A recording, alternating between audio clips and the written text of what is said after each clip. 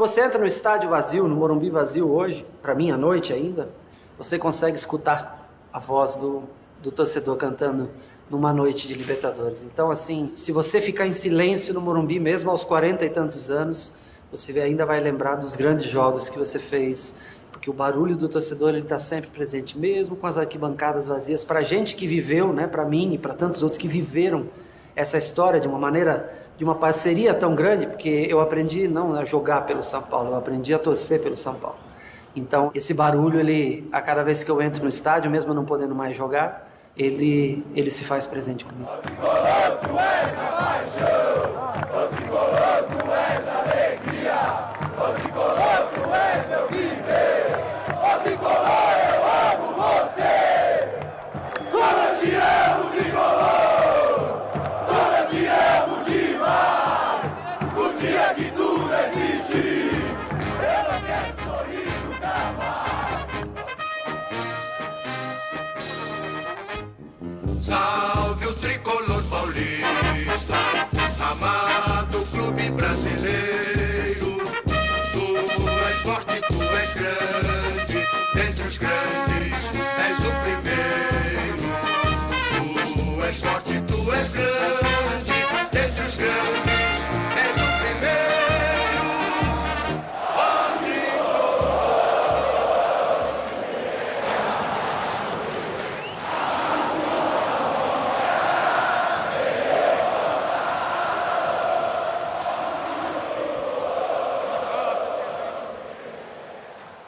Como começou o São Paulo Futebol Clube? Então, a primeira coisa que eu falo é: não existia o São Paulo da Floresta. São Paulo é um só desde 1930. Mesmas cores, mesma camisa, mesmo símbolo.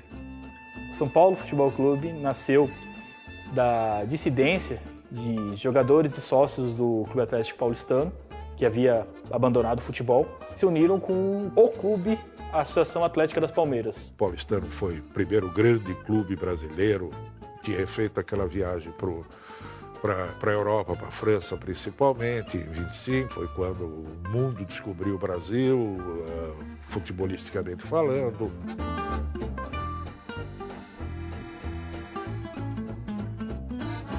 Quando o Clube Atlético Paulistano, que tinha um timaço de futebol, parou com as atividades que era contra o profissionalismo, contra uma série de coisas, muitos dos jogadores foram jogar no São Paulo. Fundou-se um São Paulo, que era uma mistura de estudantes, de gente da sociedade. O Paulistano tinha uma poderosa torcida e ele tinha vamos dizer, a elite de São Paulo, eles ainda tinham muito poder e tinham dinheiro, e o São Paulo nasce com isso. O São Paulo não foi um clube novo, não foi um clube que pediu o registro do nada. Na verdade, para a federação da época, o São Paulo era a continuação da Associação Atlética das Palmeiras. Só que o peso da união daqueles sócios do Paulistano, que tinha toda uma história de 11 vezes campeão paulista, com a Associação Atlética das Palmeiras, que tinha a Chácara da Floresta, foi tão significante e marcante que para sempre será essa data, 25 de janeiro de 1930. A sorte de São Paulo também é que o nome ajudou o São Paulo. São Paulo da Garoa, São Paulo Futebol Clube, São Paulo. O símbolo foi criado por um alemão, Walter Ostrich. Não sei se ele era uma espécie de designer da época, o termo exato, mas ele desenhou o escudo do São Paulo e a camisa nasceu o branco, comum aos dois clubes, o vermelho do Paulistano e o preto da Associação Atlética das Palmeiras. Tudo já é diferente no São Paulo, né? E eu pude perceber isso por conta do hino, da camisa. O símbolo não fica aqui, né, da camisa 1, as listras. O símbolo também não é redondo, né? É só um coração de 5 pontas. E esse time nasceu grande e favorito. Ganha o título de 31, tem um timaço e tal, Frederich, Luizinho, Arquém, mas aí se atira naquela aventura do Trocadeiro, que era um prédio muito caro no centro da cidade, e começam a fazer alguns desmandos, há um racha dentro do clube, o clube perde a capacidade de sobrevivência e fecha. Mas infelizmente esse São Paulo acabou. E um grupo de pobretões, mas de idealistas, né? Chefiados por Monsenhor Dr. Francisco Bastos, figura de destaque no clero, o Tenente Porfírio da Paz, o Dr. Frederico Antônio Germano Menze, Jaime Roso, Gumercindo Nascimento de Luca, Francisco Pereira Carneiro, todos homens pobres, mas idealistas, e queriam ressurgir o São Paulo Futebol Clube. O São Paulo que ressurgiu em 16 de dezembro de 1935, o que ele era? Ele era somente os seus sócios, os são paulinos mais aficionados, que não queriam deixar o São Paulo morrer. Porque o São Paulo não tinha mais nada. Eram os sócios e os símbolos. Era a fé que movia a sua torcida a comparecer, a torcer, a incentivar. Então criou-se esse slogan, que ele era o Clube da Fé. O São Paulo ficou conhecido como Clube da Fé por causa de um artigo do Tomás Mazzoni, em 1937. Vendo toda a dificuldade que o São Paulo passava e todos os esforços que toda a torcida e sócios faziam para manter o clube ativo, e foi nesse artigo que ele batizou o clube de Clube da Fé, porque só a fé movia as pessoas daquele jeito. A fé que tudo um dia ia dar certo. Salve o tricolor paulista, amado clube brasileiro. Então o São Paulo, em 1938, passou a jogar ali na Rua da Moca. Durante pouco tempo, porque em 1940 foi inaugurado o estádio do Pacaembu, e aí a Rua da Moca ficou pequena para qualquer jogo. O tricolor, clube bem amado, as tuas glórias vêm do passado. No dia da inauguração, estava lá o Getúlio. No instante em que o São Paulo entrou na pista do Pacaembu, a plateia começou a bater palma desesperadamente. E o doutor Getúlio Vargas perguntou ao doutor Adhemar de Barros, qual o nome desse clube? O doutor Adhemar disse, São Paulo Futebol Clube. É o mais querido da cidade. A turma gritava, São Paulo, viva o São Paulo. Era um Viva São Paulo, que era uma resposta à ditadura. Daí, o clube mais querido da cidade. E nessa época, o São Paulo sempre quis fortalecer uma identidade de o verdadeiro clube brasileiro, o verdadeiro clube paulista. Porque os outros ou eram de colônias inglesas, espanholas, italianas.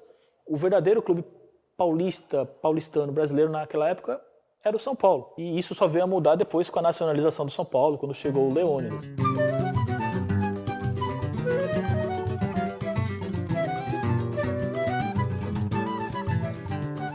O Leônidas tinha parado de jogar no Flamengo. E aí nasceu a ideia, no São Paulo, de promover algo impensável na época, porque custaria muito caro. Estava com problema de joelho, ninguém acreditava muito que ele tinha futuro, já estava meio veterano, ele já tinha lá chegando aos 30 anos. O Leônidas estava longe de ser um bonde, tinha sido um grande jogador, formado naquelas várzeas cariocas, formado ali São Cristóvão. No dia que ele chegou na estação Roosevelt, tinha milhares de pessoas lá.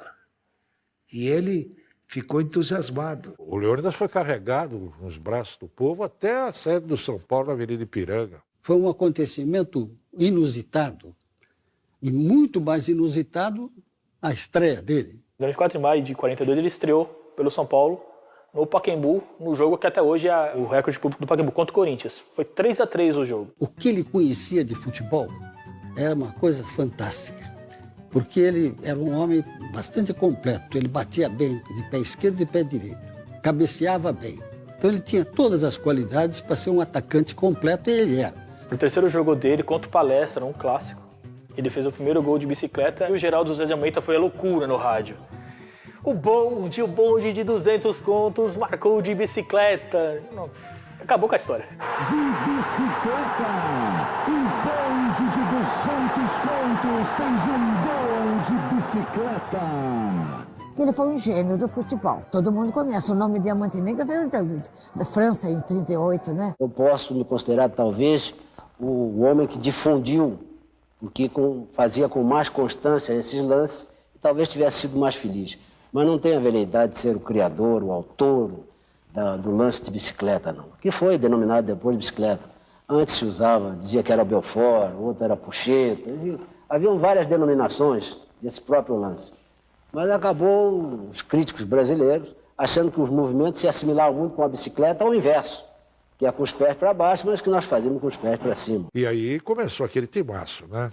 Gijo, Piolim, Renganeschi, Luizinho, Sassi, Leônidas, Remo, Pardal, Teixeirinha. E essa equipe acabou sendo conhecida como rolo compressor. Esse time começou a dar ao São Paulo uma super força. E então os adversários do São Paulo diziam que ele seria campeão quando a moeda caísse de pé. Se der cara é o Corinthians, se der coroa é o Palmeiras. E o representante do São Paulo inconformado. E o São Paulo?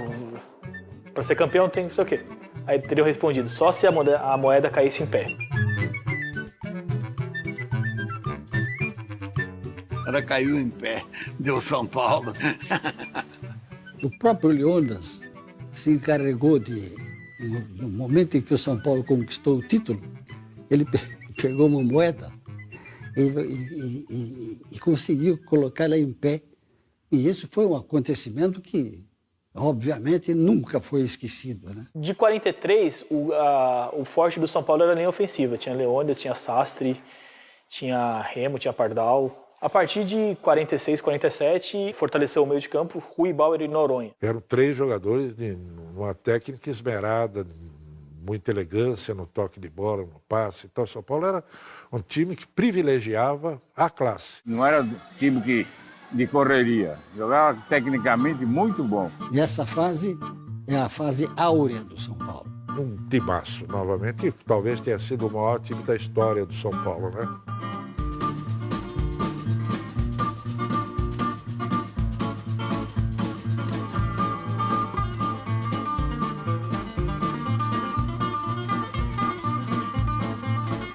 São Paulo não tinha estádio.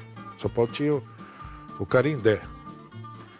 E o Canindé era um tanto vergonhoso.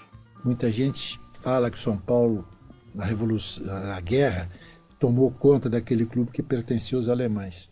Não foi bem assim. A área toda pertencia ao senhor Ovanucci, que vendeu para o São Paulo Futebol Clube. E era um campinho que cabia 5 mil pessoas, 10 mil pessoas no máximo. Que era mais um campo de treinamento. Eram 2 grandes times em São Paulo, Palmeiras e Corinthians, 2 estádios em São Paulo, né? O Parque Antártica e a Fazendinha. O São Paulo era o novo, né? Um belo dia, eu me dirigi ao presidente do São Paulo Futebol Clube e digo, escuta aqui, por que nós não construímos um estádio? Ele falou, por quê? Porque nós não temos dinheiro. E era verdade.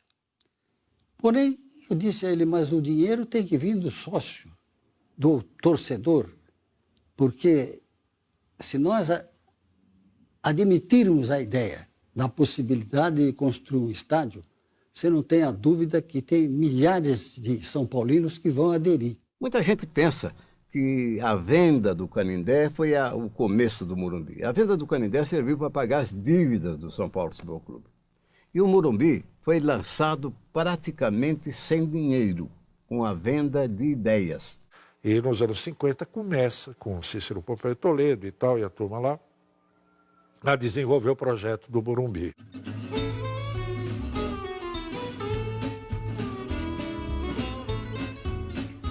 Em 15 de agosto de 1952, chamou para benzer o local Monsenhor Francisco Bastos. Foi lançada a pedra fundamental do estádio, ainda sem projeto.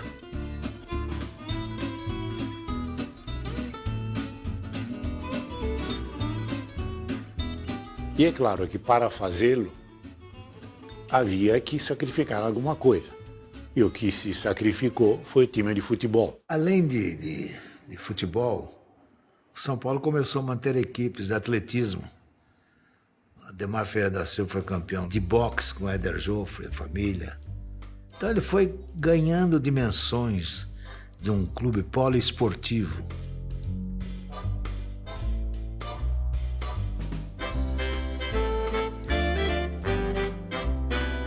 Eu comecei pelo São Paulo Futebol Clube e terminei como São Paulino no boxe. Ele começou treinando desde pequeno na academia do próprio pai, o argentino Kid Joffre, e a academia sempre foi ligada ao São Paulo.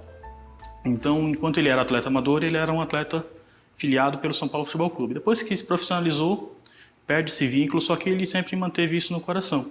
Aí, nas Olimpíadas, não podia disputar pelo time. Era pelo país. Então, eu disputei pelo Brasil, mas São Paulino.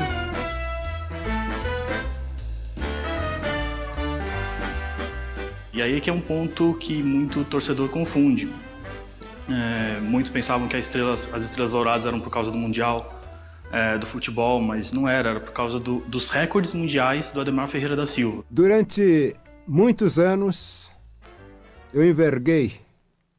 eu participei com a camisa do São Paulo Futebol Clube, a ponto de a diretoria reunida modificar estatutos e que fosse colocada na bandeira do São Paulo, logo após 52, uma estrelinha de ouro. No México, ao recobrar para o Brasil o recorde mundial, o São Paulo colocou a segunda estrelinha.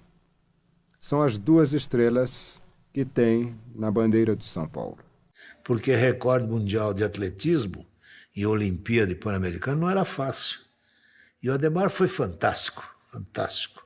Eu sou São Paulino e sempre dei o meu sangue para o São Paulo Futebol Clube. A primeira grande imagem que sempre me vem à mente do São Paulo é 1957, com dois nomes.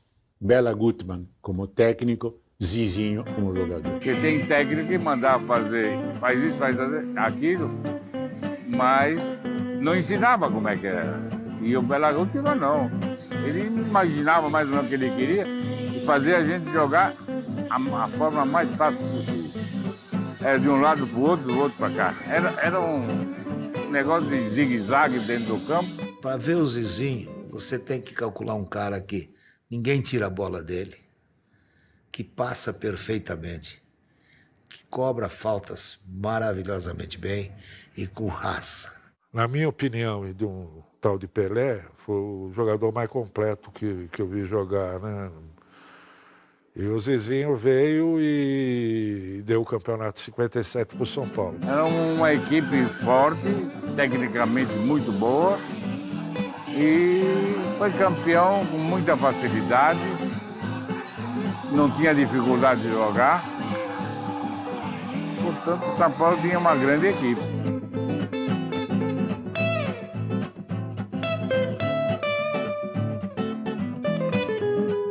A história do canhoteiro no São Paulo é fantástica, porque um belo dia aparece um ex-técnico de futebol com uma magricela lá, que ninguém tinha ouvido falar nele, e ele dizia para o Fiola: põe ele para treinar que vocês vão ver o talento que vocês estão contratando. E o Zizinho dizia assim, o grande, jogando pelas beiradas, o grande foi canhoteiro.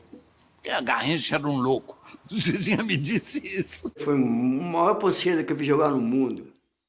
Foi o canhoteiro. A bola podia vir vesga do jeito que fosse, ele punha a ponta do pé esquerdo, trazia a bichinha. Driblava, ele driblava para fora, para dentro, no meio das pernas. Fazia o diabo, não dá para acreditar. E cruzava sempre na cabeça dos caras. Eu vi o canhoteiro perguntar sempre pro seu João, era o cozinheiro. Falei, seu João, não vai esquecer da minha vitamina. E ele, pô, eu comigo pensava, pô, mas esse cara joga tanto, que vitamina que ele toma? Acho que eu também vou, né? Vai marcar nessa, né? Na cozinha do Pacaembu tinha 2 entradas, né? E ele vinha por aqui, eu falei, bom, eu vou dar um jeito de ir por lá e ver que vitamina é essa. Era um copo de caipira desse tamanho, esses copão grandão, liso. Na primeira fase, as obras não eram tão pesadas. Era nivelamento, assoreamento, era a construção das sistemas de drenagem. O concreto erguido mesmo não foi nessa fase. começou justamente em 1956 para 57, que foi o último título do São Paulo nos anos 50. A partir daí é que os discursos rarearam, porque ou é jogador ou é concreto. Havia muita gente que nem admitia a ideia de pensar tirar um dinheiro do estádio para fazer futebol. E o meu grande trabalho era convencer o São Paulino. Quando a coisa não ia bem, o futebol não ia bem, mas vamos ter paciência. Temos que chegar lá. Temos que construir a base para depois obter os resultados. São Paulo, nesse período, ele teve 2 grandes jogadores. O Roberto Dias foi criado no São Paulo. O Roberto Dias foi o São Paulo, né? Ele chorava, ele vibrava, ele lutava. E era um bom jogador, tinha uma estatura mediana para jogar na posição em que ele jogava, mas era um grande jogador. E teve o Benê, médio volante, médio volante, que era do Guarani. O que valia era a expectativa da construção do Morumbi, né? Aqui cada sócio ajudou. E eu era um sócio. Então, eu e meus colegas lá do Mackenzie contribuíamos. O Morumbi foi feito pelos sócios, com dinheiro dos sócios. A gente atendia o sócio ou não sócio, ia na casa deles para vender a cadeira cativa. Eu vendi várias cadeiras cativas, mas o campeão era o seu José Poi mesmo. Não havia São Paulino que não tivesse o prazer de receber a visita do astro que ele idolatrava, né? O Morumbi é o sonho tricolor que o saudoso Cícero Pompeu de Toledo plantou e que Laudo Natel e seus companheiros fizeram germinar. O São Paulo Futebol Clube, que tinha de seu apenas 11 camisas e uma tradição de fé inquebrantável, hoje é isto. Um clube que honra o slogan de São Paulo, a cidade que mais cresce no mundo. É o maior patrimônio esportivo já construído pela iniciativa particular. O monumental estádio Cícero Pompeu de Toledo já é uma realidade. Este é o São Paulo Futebol Clube de hoje, que não para de crescer. Sua fé fez brotar do solo do Morumbi um sonho que parecia impossível.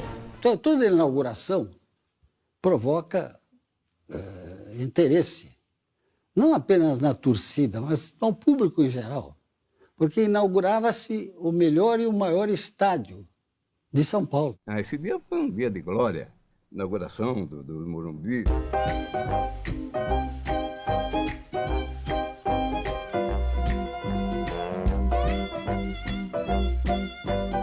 Antes de eu fazer o primeiro gol no Morumbi, eu tinha assustado uma bola na trave já.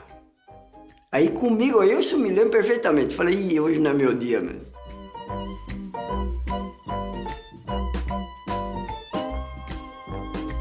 Aos 12 minutos, o Sporting que estava atacando, o Fernando Sato, ele desarmou, entregou para o Gonçalo, e eu desloquei para o meio, e o Jonas foi para a ponta direita. E o Gonçalo lançou o Jonas. E o Jonas caprichou no cruzamento e eu subi na frente do Gino Orlando e fiz o gol. E como foi um meio mergulho, a imprensa já saiu logo na semana seguinte falando, não, agora não é mais gol de mergulho, é gol de peixinho. Quando você fala São Paulo, você associa o Morumbi. Por exemplo, se o São Paulo tivesse que sair daqui hoje, ia criar uma crise de identidade brutal, porque não vai ser mais o São Paulo do Morumbi. Um estádio que, como diziam na época da construção, era para ser do tamanho do sonho do São Paulo, do tamanho do sonho do São Paulino. Eu acho que foi o melhor investimento naquela época, um sonho que parecia absurdo. Eu acho que foi a melhor coisa que o São Paulino fez. Todos estão sempre aqui comigo, torcendo por esse clube, por esse time, por esse estádio que nós transformamos sempre no campo dos sonhos. Você não imagina, quando eu chego perto do Morumbi, a satisfação que a gente tem. São coisas indescritíveis, sabe? É difícil você pôr para fora o que você sente.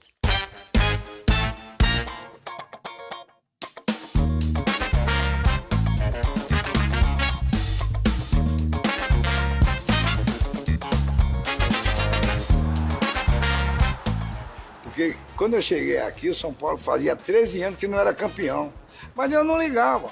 Aquela contenção de despesa, né? Que estava construindo o estádio, então não tinha uma equipe daquela boa mesmo. Naquela época se investia mais no estádio, né? Aí já começaram a investir no plantel, onde se formou equipes poderosas na década de 70. Então fui jogar com o Gerson, Pedro Rocha, Toninho. Nossa, minhas pernas tremiam.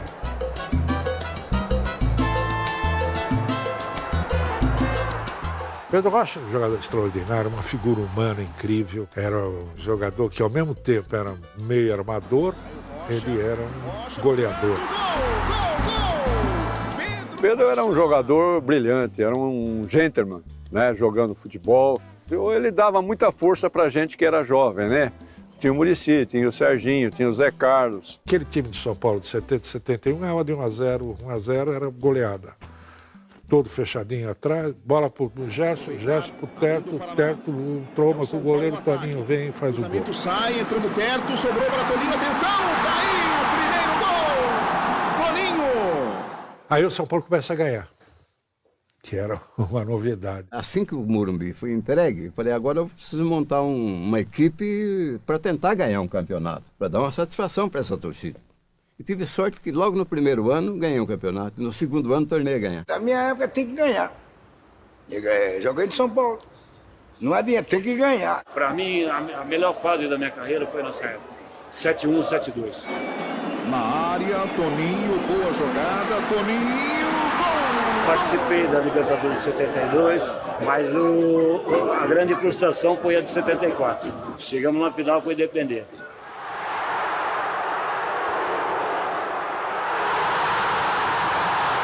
Ganhamos aqui em São Paulo, fomos a Buenos Aires, perdemos, e a Negra nós fomos para Santiago. Nunca o São Paulo chegou tão perto de um título da Libertadores e entregar o caneco para os argentinos perdendo um pênalti no final do jogo foi pior ainda. Zé Carlos Serrão ficou marcado na lista negra da torcida tricolor. Ninguém quis bater o pênalti, entendeu? Ele não era o batedor oficial do São Paulo, né? Era outros mais experientes, mas sentiram na hora que a coisa estava muita pressão, e aí ele resolveu bater e perdeu e ficou marcado por isso. E a gente foi campeão em 75. Não era um timaço, mas era a união muito boa. Correu para a bola, tirou, defende Valdir! Campeão no São Paulo! Campeão paulista de 1975! Aí foi se descobrir o tamanho da torcida do São Paulo. Pelo menos ter ideia do tamanho da torcida do São Paulo. Serginho também foi. Tocou. Chicão levantou. Vai Serginho, atenção! São Paulo! Primeiro gol! Serginho! Aí pegou naquela fase que o Serginho, o Chulapa foi suspenso, né? Até ficou fora da final. Atravessa Sérgio, São Paulo buscando. Serginho empata no último instante o São Paulo. Luiz Côntaro não marcou. Luiz Côntaro deu um impedimento. A minha Copa realmente era 78, né? Estava numa fase espetacular no São Paulo, estava voando mesmo, né? E aí teve esse episódio. Deu dar um bico na canela do Bandeirinha. Vandevaldo Rangel deu impedimento. E o Serginho, inconformado, foi e chutou. Se eu soubesse que eu ia tomar onda, eu tinha arrancado a perna dele fora. Podia fazer aquilo, né? Não podia, né? Mas, enfim, ele perdia, ele tinha o sistema nervoso dele, né? Foi um biquinho de leve só. Fez aquele estardalhaço todo, tá entendendo? Mais um motivo, ali já também estava num bom momento, tomei 100 dias de gancho. Por causa daquele biquinho só, coisas pequenininhas. Negrão, foi calma, meu, pode ser bravo demais. A Chulapa, mas era um cara, assim, era muito bom ele. Ele, ao mesmo tempo, era muito explosivo, mas ele era um cara bom, assim, em coração. Serginho Chulapa era um doce de pessoa, arteiro que só, né? Brigava lá no campo, mas quando vinha para conversar, ele era super amigo, né?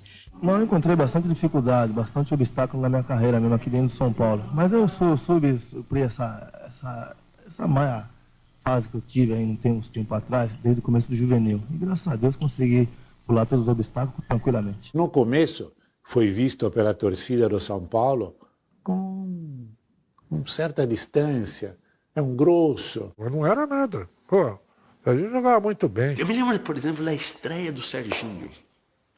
Serginho, esse que está ali atrás, conhecido depois como Serginho Chulapa. E a própria paixão pelo Serginho fez com que a minha relação com o São Paulo tivesse um componente de uma inflamação, de paixão, assim, onde eu passei a ir aos estádios quase que sempre. Ele fez não sei quantos gols aqui. Eu falei, ó, negão, pelo menos uns 40% dos gols que você fez no São Paulo, fui eu que passei para você. Conseguir ser o maior artilheiro da história de um clube como o São Paulo,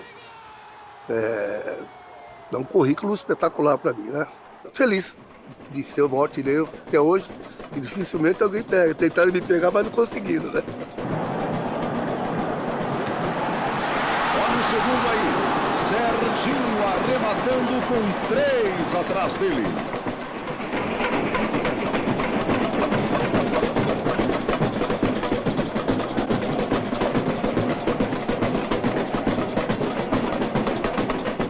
A forma do campeonato era diferente, era por grupos, classificava, então na hora H o time funcionava. E nós sabíamos que o Atlético ia ser muito difícil.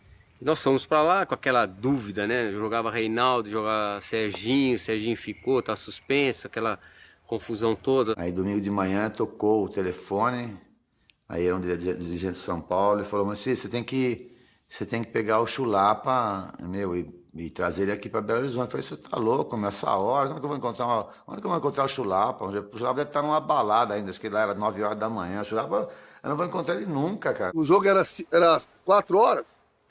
Ele me achou num bar lá na Casa Verde, já com passagem comprada, tudo. Falei, pô, você vai para Belo Horizonte, pô, fazer o que lá? Não, o Minelli quer armar um esquema lá. O que você tá fazendo aqui, moleque? Falei, vim buscar você, meu. Os caras querem que eu te ponha no avião aí, você tem que ir para Belo Horizonte. Falei, é loucura, meu. E tava chovendo pra caramba, tava feio o tempo. Aí peguei um jatinho, você vai? Falei, eu não. Aí eu fui sozinho, né? Maior medo, né? Uma chuva que tava lá também. Aí foi com uma estratégia do Minelli. Aí cheguei no Mineirão, entrei no vestiário, troquei de roupa, né? Comecei a fazer o aquecimento e o Minelli deixou a porta aberta. Era tudo uma encenação, porque não podia jogar. Aí o técnico do Atlético entra em pânico, manda chamar o Reinaldo. Diz, bom, se o Serginho vai jogar, eu jogo o Reinaldo também. E foi aqui só ameaça, né, antes do jogo, os caras ameaçando o Reinaldo, e aí o São Paulo chegou com o Chulapa e falou, tá bom, se for o Reinaldo, eu ponho o Chulapa. Os dois eram artilheiros, né, os dois eram os principais artilheiros.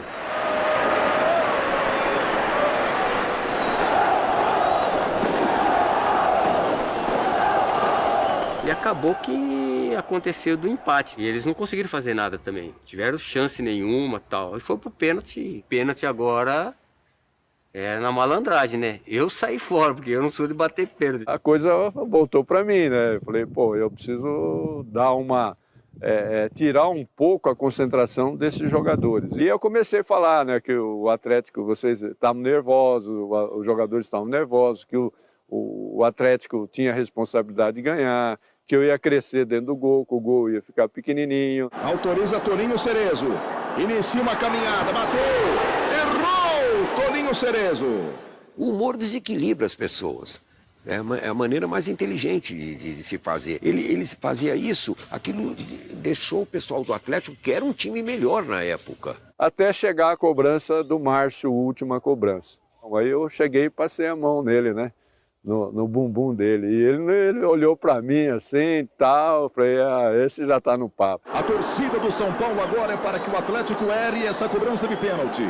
Zé Sérgio tá fazendo sinal para o Valdir, que a bola vem no canto direito dele. Atenção, partiu Márcio, errou! O São Paulo é campeão brasileiro de futebol de 1977. Vitória da raça, vitória da vida, vitória do São Paulo. Por isso é que São Paulo é o clube da fé. Quando, na verdade, ninguém esperava, o São Paulo consegue chegar até lá. Só uma coisa importante, Rubens Minelli, tricampeão seguido do Brasil. Nós tivemos realmente muita satisfação de ver o nosso trabalho coroado de êxito, porque o São Paulo, tido e havido e desacreditado quando nós iniciamos o trabalho, foi uma equipe que teve uma conduta regularíssima. O Minelli foi o treinador assim que começou no Brasil mudar o futebol brasileiro, o Minelli. Ou seja, foi na época o cara que eu mais aprendi no que diz respeito assim, a futebol tático, que antes não era tanto assim, né? Então ele começou a inovar. Na falha da zaga, o Odilei, Valdir Pérez. preparou, tocou, Serginho, gol! São Paulo tinha feito investimento, vários jogadores chegaram, né? E deu certo, né?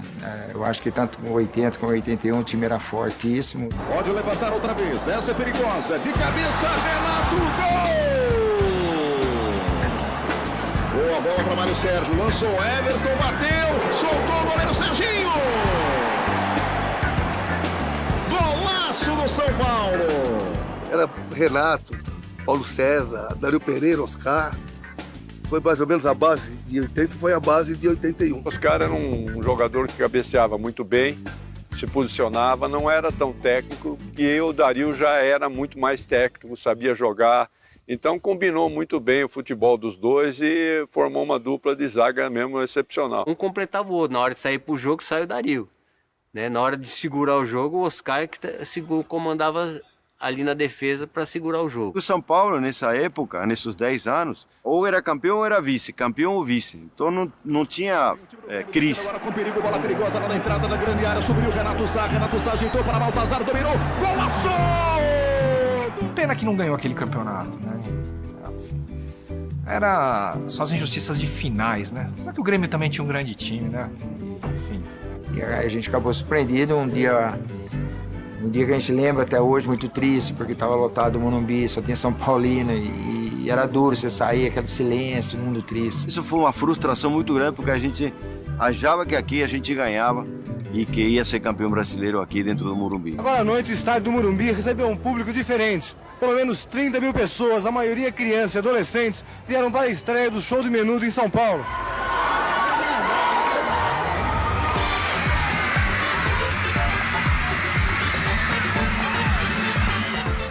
Onde eu me apaixonei realmente pelo São Paulo, sobre qualquer aspecto, foi dos Menudos. São Paulo vai ser agora, se segura na cadeira, vai ser agora, Sidney, que golaço do São Paulo! É isso que fala, né? Se levanta o peito e fala, sou São Paulino, né? E pode falar o que você quiser, mas o time que a gente tem, ninguém tem. Eu entrei como Menudo, assim, meio de gaiato, não, que eu já era um pouquinho veterano, já tava com 25 anos, era mais pros meninos que estavam começando. Aí o levantamento pra segunda trave, pra Sidney, bateu cruzado, Miller emendou, gol! E acabou pegando os meninos, os Menudos do Cilinho, né, na época, que era o Cilinho como treinador, com a sua fantasia, com a sua criatividade monstruosa. Foi bom, porque os jovens da época começaram a olhar o São Paulo como um representante dessa juventude. Nelsinho para Careca, opa, belo tiro, golaço de Careca! Golaço de Careca! O São Paulo tem um ótimo time, o São Paulo faz uma campanha sensacional e eu não tenho medo de transportar isso aos meus jogadores, à minha direção e principalmente à nação São Paulino. Vai terminar, vai ser agora! Acaba o jogo de... Salve o tricolor paulista, amado clube brasileiro. Realmente, o São Paulo tem muitos jogadores técnicos, muitos jogadores habilidosos, uma equipe realmente fantástica e foi comprovado no campeonato da temporada passada. Então a gente dava sustentação para os jogadores novos, né, jogar, né, e ficar tranquilo que a gente segurava atrás. Né? Então tinha uma mistura boa, né? Silas e Miller eram jovens, Sidney jovem. Aí já tinha Careca e o Pito um pouco mais experiente, né? Que dava sustentação. E aí no meio tinha o Bernardo, e também jogou Falcão. Né? Então, dessa forma, o time não tinha problema. Teve a saída do Serginho Chulapa, que tem seu histórico espetacular dentro do São Paulo. E teria que tentar fazer o igual ou tentar fazer melhor, né? Então, enfim, era uma missão bastante interessante. Área. Nelsinho vai tentar o cruzamento, olha o Careca, olha o gol! Careca foi uma aposta vencedora. Quando ele foi contratado lá em Campinas, havia muita esperança do que ele poderia fazer. Eu tinha um contrato já assinado com a Inter de Milão. Num convite, né, do São Paulo, eu balancei e foi a melhor coisa que aconteceu na minha vida. Né? Para mim, o Careca foi o maior centroavante que o São Paulo já teve. E se marcar, um dos maiores que eu já vi jogar. E 10 anos depois a gente teve a experiência de ter uma segunda final no Brasileiro, né? São Paulo e Guarani. E, bom, tava tudo certo para ir para Campinas, assistir o jogo, só faltava combinar com o tenente que combinava a escala de plantão do quartel. E, obviamente, a Lady Murphy atuou novamente e eu estava de escala de plantão no quartel naquela quarta-feira à noite. Só tinha uma opção, P3, o portão do posto 3 que tinha um vão por baixo e aí um rolamento e uma fuga, Campinas. Cruzamento rasteiro, Gilmar escapou, Nelsinho e o gol! Gol do Guarani! Gol contra de Nelsinho. Pita na bola, Bernardo, gol do São Paulo! E a prorrogação foi mais fantástico, ainda mais louca, uma das, eu acho que de finais, acho que foi uma das mais importantes que eu vi, emoção do início ao fim. Foi sufocante porque a gente já teve que o jogo inteiro ouvir o hino do Guarani tocando no Brinco de Ouro da Princesa. A torcida hostilizando o pouco de São Paulino que tinha, que a maioria era deles, né? No final ainda, a gente perdendo, né? Ainda o Gilmar ainda me sai jogando com o Wagner. Acho que o Wagner deu aquele bicão da zaga e Pita, que não era cabeceador, daquela resvalada. E eu pedindo pro Gilmar quebrar em cima de mim essa bola, né? Pra mim tentar fazer uma situação pra gente, tava acabando o tempo. Foi um lance, assim, absurdo, né? Pra você imaginar o Pita ganhar de cabeça no meio de zagueiro e dar aquela casquinha pro Careca. Sei lá, faltava 5 segundos pra acabar o jogo. E alguma coisa já tava me dizendo, essa bola vai cair, essa bola vai chegar dessa forma. Eu fechei os olhos e falava assim pra mim, eu não sei se eu abro pra ver ou se eu fecho pra não ver o que vai acontecer. O Wagner vai mandar a bola lá pra frente, na direção do Pita, desviou na esquerda pra Careca, olha o gol! Gol do São Paulo! Careca aos 13 minutos do segundo tempo da prorrogação, empata o jogo no Brinco de Ouro! Bati, soltei a perna esquerda, se pega na cabeça do Sérgio Nery, arrancava a cabeça dele. 2-2, e agora, seja o que Deus quiser, né? Agora é cobrança de pênalti. No momento eu tava, uma vibração, empolgado por ter feito o gol. E ali, na hora que eu cheguei, os caras, não, deixa o Careca bater. Eu nunca fui grande batedor de pênalti, mas eu sempre encarei, sem problema nenhum. Primeira cobrança para o São Paulo. E aí vem Careca. Aquela adrenalina, Careca fez um baita golaço. Careca colocando, defendeu Sérgio Nery. Erra o pênalti. A hora que o Careca perdeu, cara, falei, não é possível que o São Paulo vai perder essa final, depois de ter feito tudo isso, né? Mas tudo bem. Toma pouca distância, João Paulo. Foi pra bola. Alto por cima. Perdeu, joga pra fora, João Paulo. Eu nem me lembro direito como foi a sequência dos pênaltis. Eu só sei que a hora que chegou pro Wagner bater o último, né? E que tinha que fazer. Nossa, cara, ajoelhei e comecei. Essa bola tem que entrar, cara. Atenção, torcedor tricolor, o São Paulo pode ser campeão brasileiro agora. Wagner vem pra cobrança. Vai ser agora. Wagner! Gol! São Paulo campeão brasileiro de 86. São Paulo campeão. Uma semana de detenção usando verde, da farda. Mas embaixo tava a camisa do tricolor, porque eu fiquei feliz, preso, vendo o jogo, não tinha o que fazer mesmo, vendo o jogo, replays. E foi o primeiro título brasileiro que a gente assistiu aí com o tricolor, que foi emocionante com um grupo de amigos lá no Brinco de Ouro. E aí perdeu o Careca, mesmo assim em 87 ainda foi campeão com o Lê. E depois foi campeão de novo em 89. Foi a época que o São Paulo começou a perceber que a prata da casa era um bom caminho, viu? E acho que desde então começaram a aparecer jogadores, tem apostado nessa ficha até hoje, Cotia, enfim. Esses caras são os pais de Cotia, né, os menudos. Ali o São Paulo realmente se firmou com uma grande torcida, a torcida cresceu, até o ponto do Tele Santana, que realmente, né, trouxe uma galera jovem pro São Paulo. O primeiro grande São Paulo da minha geração, que nasceu no começo da década de 70, foi a tal máquina tricolor do início da década de 80. Aquele time começava com o Valdir Pérez e terminava no Zé Sérgio. Depois, esse apelido voltou também na fase do Tele Santana com um nome mais moderno. Virou a máquina mortífera.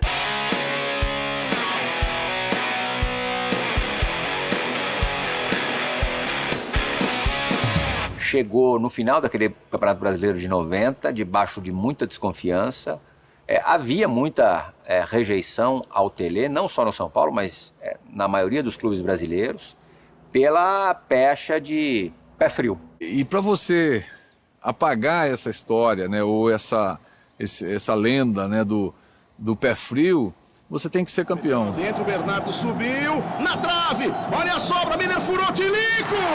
Gol!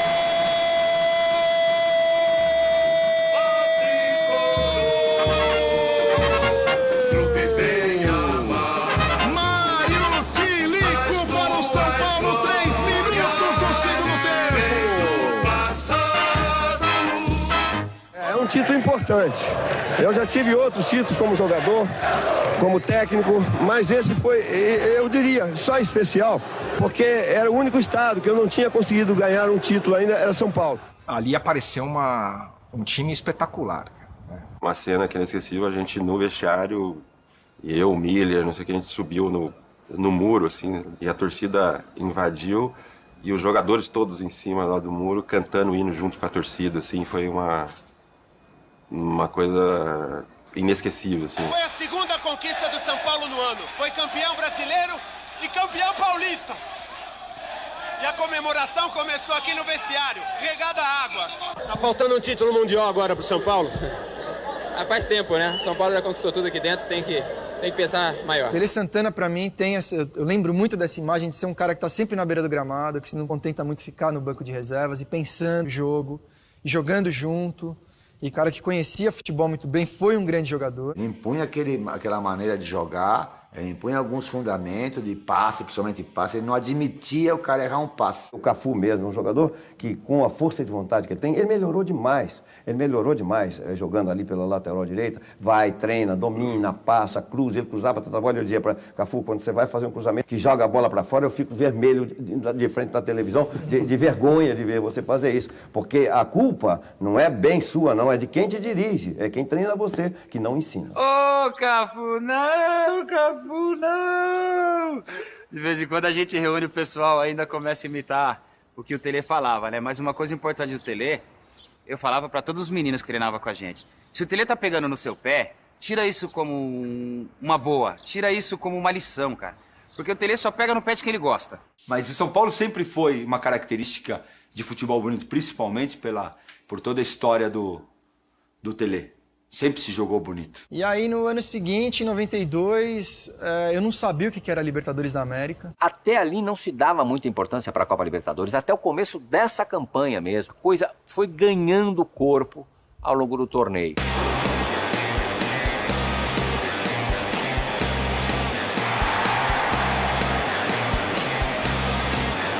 Convenceram o Tele começou a dar mais importância para a competição, foi avançando as fases.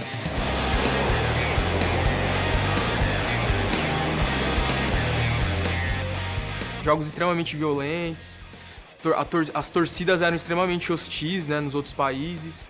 Era complicado, né? Bomba, barulho, não sei o que, era um terrorismo cada jogo, jogando fora. E os outros países sul-americanos davam muita importância e apelavam mesmo, literalmente apelavam para ganhar de qualquer forma. Então eu acho que aquilo provocou a gente, assim, pô, se a gente quiser ganhar algo mais, ter uma projeção maior do que a nacional, a gente vai ter que aprender a lidar com isso. Eu tinha certeza que a gente ia ganhar. Mais de 100 mil pessoas, 105 mil pessoas aqui no estádio, 15, 20 mil do lado de fora. Foi, acho que, o momento mais emocionante que eu presenciei, assim, enquanto movimento de uma torcida durante um jogo. O time do São Paulo era, uma máquina. E a bola não entrava. Teve que entrar o Macedo aí pra sofrer aquele pênalti. Lá vem o São Paulo, cruzamento de Adilson, Palinha com a bola para Macedo, derrubado na área, pênalti! Pênalti para o São Paulo. Foi um dos momentos mais fortes da minha carreira, com certeza, da vida, né? E responsabilidade de bater o pênalti faltando poucos minutos no final da Libertadores, em casa. E o São Paulo era um título inédito. São Paulo, 1-0 aproxima o time do Projeto Tóquio. Lá vem Raí, partiu. Quando eu parei que o Raí bateu, eu já olhei. Quando eu vi o goleiro dando um passo pra cá, que a bola foi saindo, eu falei, nossa, vai entrar. Gol! Quando a gente vai pro pênalti, eu falei, eu quero bater o pênalti. Não sei se é o primeiro, o último, pode me pôr aí. Eu falei pro senhor Tele, pode me colocar que eu quero bater o pênalti. Isso na bola, pé esquerdo na trave. Aí decisão por pênaltis, os argentinos do Newell's perdem, o Ronaldão perde. A vez é do zagueirão Ronaldão, ele parte pé esquerdo na bola, defendeu o goleiro. Aí o Gamboa, que tinha mais cara de argentino do Newell's, era cabeludo e tal, vai bater o último pênalti, canto esquerdo ali do Zete. Zete, a chance de título para o São Paulo, vem o Gamboa. O Gamboa, ele bateu mesmo meia altura no canto esquerdo. Boa no campo esquerdo, Zete! São Paulo, campeão da Libertadores da América! O gol do título da Libertadores era eu. E eu não perdoo o Zete até hoje por causa disso. Pô, eu ia fazer o gol do pênalti. Mas aí já não vi mais nada. Já começou aquela invasão dentro de campo. Parecia que as pessoas, elas brotavam no gramado, a gente estava lá em cima na arquibancada, um olhou para a cara do outro, a gente desceu pelo placar e caímos aqui na geral e invadimos o campo. Imagina o São Paulo com toda a história, com a grandeza do São Paulo. Você ganhar o primeiro título da Libertadores, vão ganhar a terceira, quarta, quinta, décima, vão ganhar. Mas a primeira Libertadores, eu ganhei. Nós ganhamos. E isso, de uma certa forma, traz também uma tensão. Né? Você vai pro Japão, você é um jogo, né? É um jogo só. Você não sabe quando você vai ter a oportunidade de jogar de novo. Então, a gente tem que fazer alguma coisa diferente, cara. Pelo menos pra assustar os caras, né? Alguma coisa, o cara vai achar eu tomo louco, alguma coisa assim. Tava vendo o jornal e observei que os jogadores do futebol americano, né? Todos eles tinham uma pasta, né? Embaixo do olho. Eu não sabia que era tinta, né? Que você passava. Aquele lápis que passa no olho, né, das mulheres. Se eu pedir pra esposa do seu Fernando que ela me emprestasse. Ela falou, eu tenho um lápis, tem um pouquinho. Eu falei, não, dá tudo pra mim. Dá tudo. Eu dou outro pra senhora, mas me dá tudo. E eu comecei a pintar aqui assim no espelho, cara. Eu comecei a pintar e ficou daquele jeito. Ficou mais feio ainda, né? E o Zete também. Eu passei o lápis de olho, eu pintado, pô, também quero, né? Passou lá. Mas ficou a marca de time de guerreira. Começa o jogo.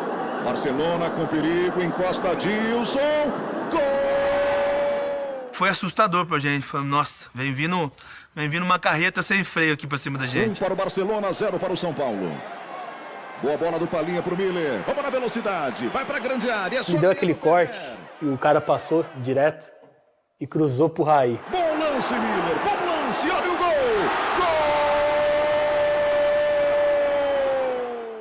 Segundo tempo, sem prorrogação, São Paulo 2-1. Vamos liquidar o Barcelona, liquidar. Os dois de Raí tá branco. Falta, Raí. Deu certo o Ronaldo, Palinha tentou. Falta. Aquela jogadinha de bater por cima da barreira, a gente fez o ano todo e nunca deu certo, né? Eu tava ali do lado, cara, eu falei, Raí, faz o gol que é o gol do título. Raí, faz o gol que é o gol do título, velho.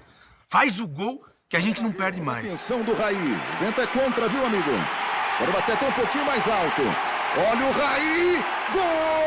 Vendo a imagem dela entrando assim, acho que vem de 2 anos de trabalho, né, tudo que significava. Né? Tem a questão do Tele, as Copas do Mundo que ele merecia e não ganhou.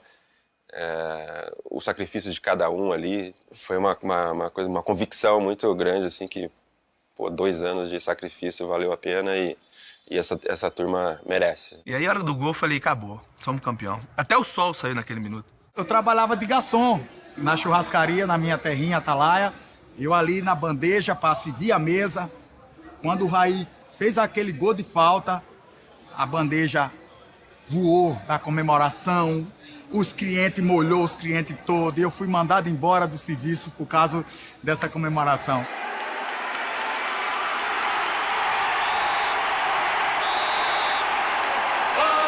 E eu perdi a força naquele momento, porque eu tinha deixado tudo dentro do jogo. A hora que acabou, eu falei, não, sou campeão, cara. Sou campeão do mundo. As tuas glórias vêm do passado, ó tricolor, clube bem amado. As tuas glórias vêm do passado, são teus guias brasileiros que te amam eternamente. A volta ficou mais especial ainda, né? Você ser campeão do mundo e jogar segundo jogo da final contra o Palmeiras. E todo mundo achou que o São Paulo ia voltar cansado, que o Palmeiras ia ganhar fácil e a gente acabou sendo campeão. Se você torcer pro São Paulo era uma grande moleza, né?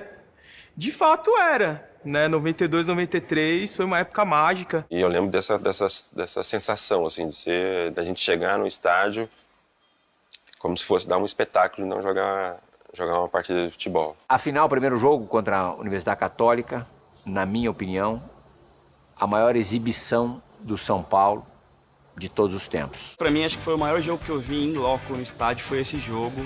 Meu, teve de tudo, cara. Teve gol de cobertura do Miller, teve o Gilmar driblando todo mundo e fazendo gol aqui, o Palinha chutando bola na trave, o Miller de cobertura, o Zete pegando 50 bolas seguidas ali no gol do fundo ali. O Zete faz uma sequência de defesas incrível. 4 defesas sensacionais. Eu nunca vi um São Paulo tão perfeito, tão tranquilo em uma final de competição como foi aquela, mas muito tranquilo. Quando o juiz apita o final do jogo, um adversário me cumprimenta e fala assim, olha, é impossível, é um fenômeno, esse time é um fenômeno, é impossível. Então isso mostra a grandeza do adversário, né? Se sente tão impotente para até cumprimentar, né?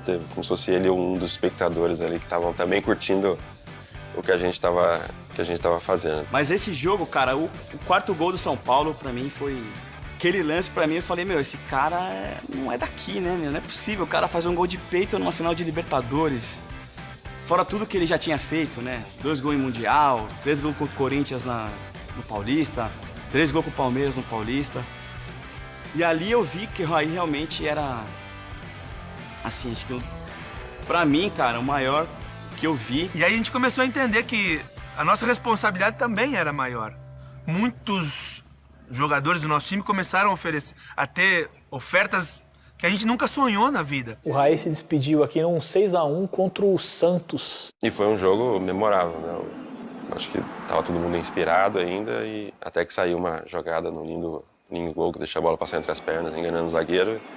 E aí fechou com chave de ouro essa passagem. A gente sempre fica emocionado depois de passar tantas felicidades aqui, viver um ambiente tão gostoso como a gente vive. Com certeza eu vou ficar emocionado. Sei que vou sentir muita falta disso ainda lá, mas pretendo voltar, com certeza eu quero voltar. E era mais do que o craque, né? Ele era o capitão do time, era a maior referência que a gente tinha de São Paulo era o Raí, né?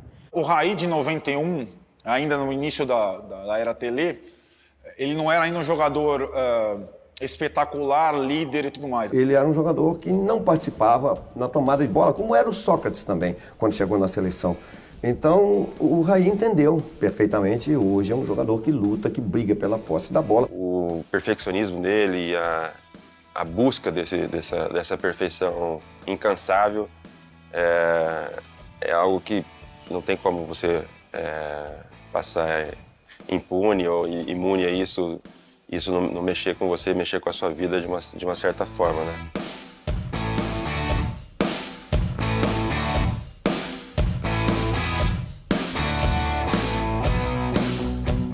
O cara fazia gol em todo jogo decisivo, cara.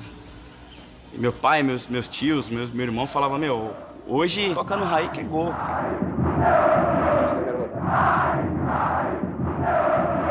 O segundo Mundial, talvez por tudo que já estava acontecendo diferente no futebol brasileiro, apesar de ter chegado com moral, não chegou da mesma forma como em 92. Mila achou que ia atropelar o São Paulo. E aí, filho, nosso time entrosadinho, nosso time certinho, experiência do Cerezo, experiência do Leonardo.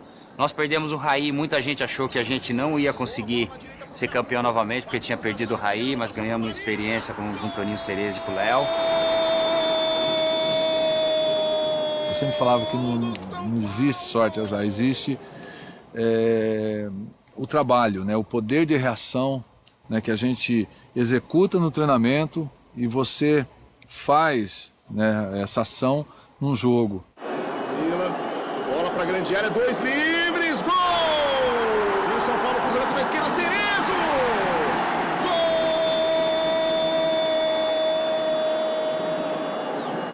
Gol! Olha o desvio e o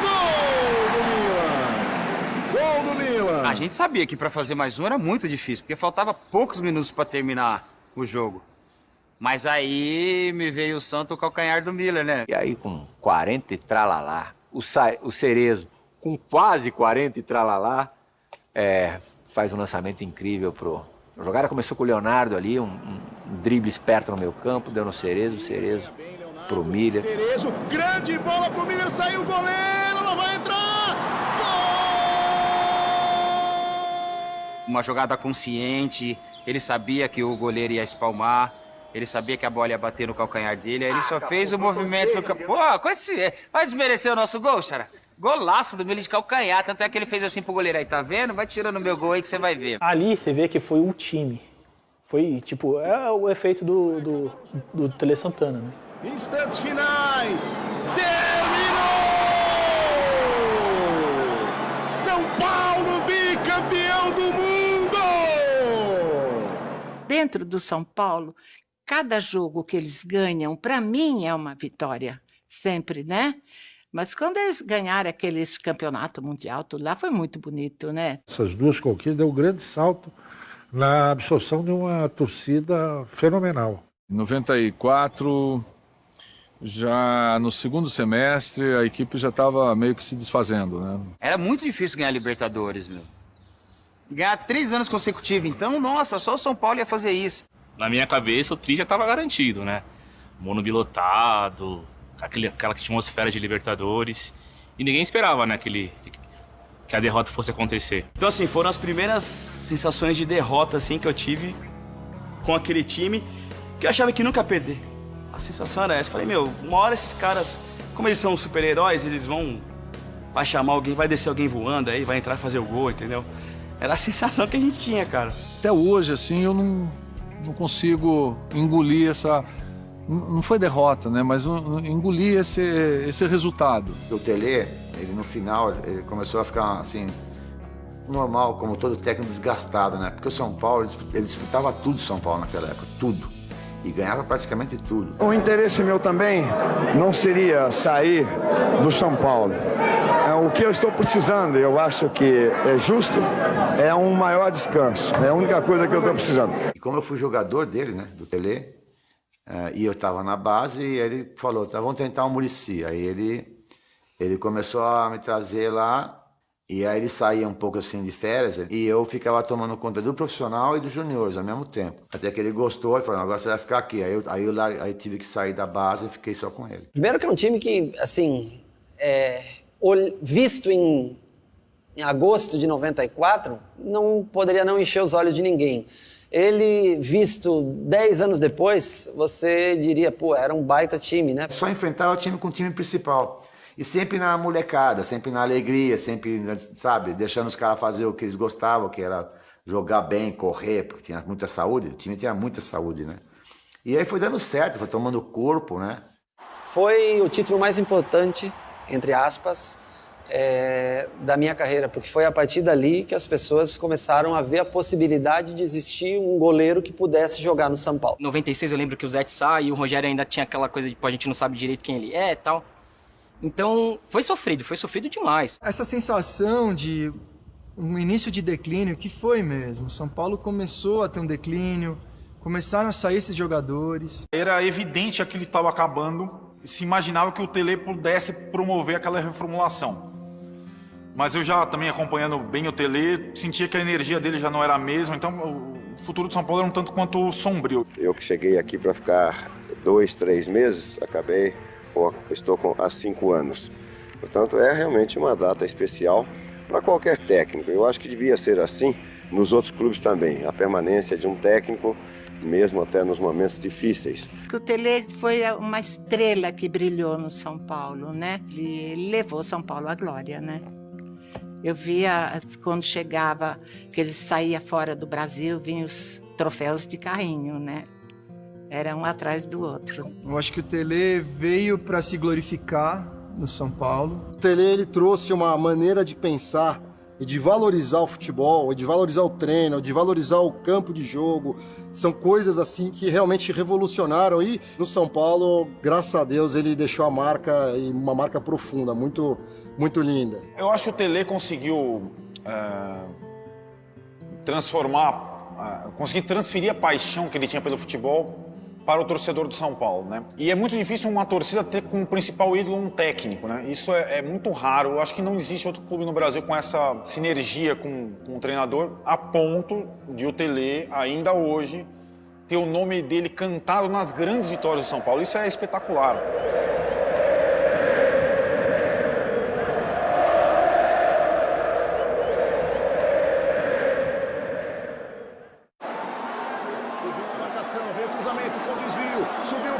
Tocou, Raí! Aquele time era um time bacana de se jogar e o fato da chegada do Raí, que eu acho que foi muito importante para mim. Eu que pude conviver com ele no início da década de 90, um cara que ganhou títulos importantíssimos pelo clube, tinha uma magia muito grande com o torcedor, da camisa 10, do cara que jogava de cabeça erguida. Na hora que ele subiu, o estádio veio abaixo, cara, porque era o cara que representava todas as conquistas do São Paulo naquela época. Vencedor, decisivo, artilheiro, craque, né? Craque de bola. Já cheguei aqui me sentindo em casa, mesmo sendo outros jogadores, mas no clube, ali eu percebi a força da minha identificação com o São Paulo, né? Eu chego e me sinto completamente à vontade. Eu lembro do meu pai falando, cara, o Raí vai voltar. Agora a situação é diferente. E ele chega para uma final de Campeonato Paulista contra o Corinthians, baita rival que tinha ganhado da gente em 97, que foi uma final que eu sofri pra caramba. Eles ganharam o Campeonato Paulista da gente em 97. E o Raí chega e faz o gol do segundo jogo da final, faz o primeiro gol de cabeça no começo do jogo. Esse cara é Deus. Ele foi um ano... Não senti um de ressurgimento, mas deu uma alegria, né? Depois de uns anos de ostracismo, de ganhar nada, ver os rivais ganhando e a gente não. Ele valeu como um ânimo a mais, né, pra torcida. Chegou por um jogo só, fez um gol de cabeça e comemorou o título. Raí, o terror do Morumbi, meu. E termina o jogo! O São Paulo é campeão paulista de 1998. Mesmo se não estivesse aqui, eu acho que ele seria o campeão. Mas pelo menos o pé quente de voltar na hora certa, no momento certo, pro time certo. Tudo isso mostra que eu tenho sorte e pé quente. Quando eu era auxiliar do Tele, né? O Rogério não jogava ainda, né? E ele era o único cara que treinava falta. Por incrível que pareça, era o único cara que batia falta. Ele ficava lá, mesmo não sendo titular, nada, acabava o treinamento, as turmas iam embora, ele ficava lá, batendo na trave. E eu ficava observando isso. Falei, pô, que coisa, né? E ninguém precisava incentivar ele. Ele pegava as bolas, punha a bolinha lá e começava a bater, isso sem jogar. Fazer um gol para um goleiro já era fantástico, já era especial.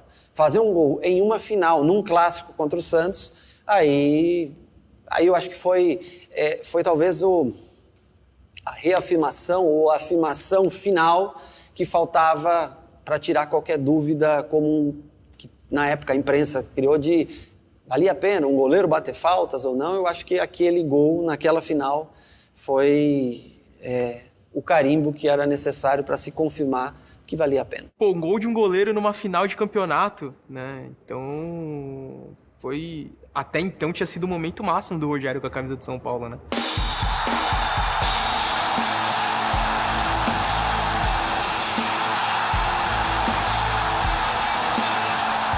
Tive a oportunidade de entrar e mostrei que eu tenho condições, por isso que eu tô aqui. Mas o principal é ajudar o São Paulo a ser campeão. E qual a sensação de conquistar esse título inédito, Kaká? A alegria é muito grande, né? De conquistar um título que o São Paulo não tem. Fico feliz de poder ajudar. 2000 foi o jogo que surgiu o Kaká, né? O Kaká foi apresentado ao mundo. Na última Copa São Paulo que ele disputou, ele foi reserva. Ele era centroavante, foi reserva. Absurdo, coisa dele.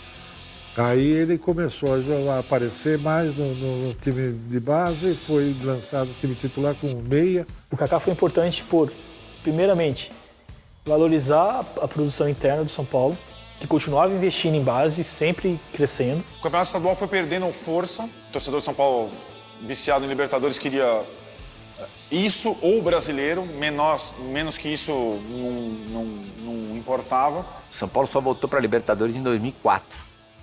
que não era essa festa do caqui, era campeão e vice no máximo, ou campeão brasileiro e campeão da Copa do Brasil. Depois de 10 anos a gente voltou para a Libertadores e São Paulino tem esse negócio com a Libertadores. São Paulo estava precisando de Libertadores, o torcedor São Paulino estava sedento de Libertadores.